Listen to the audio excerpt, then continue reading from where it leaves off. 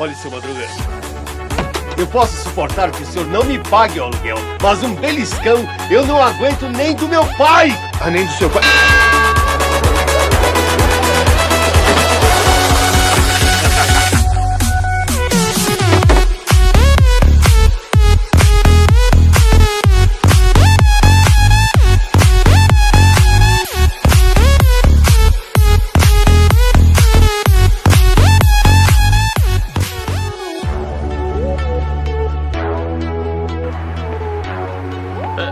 Chiquinha, Que é? não viu o Kiko por aí? Eu vi, por quê?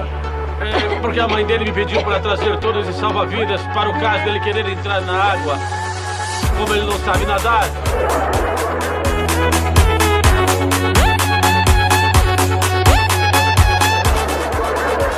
Kiko não sabe nadar? Não, É por isso que ainda não saiu da água. claro.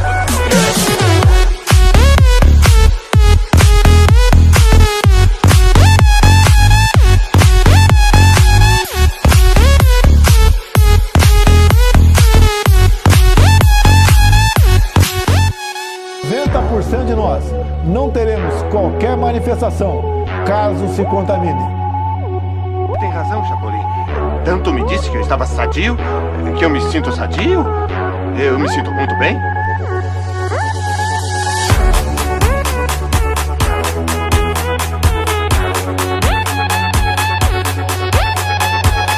Uma gripezinha ou resfriadinho.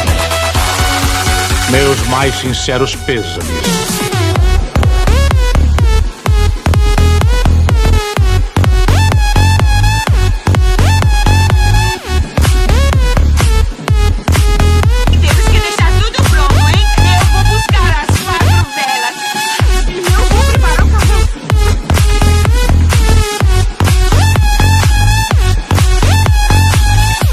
Está tão escuro que não dá pra ver, mas agora mesmo resolveremos isso. Killer Queen はすでにドアノブに触っている。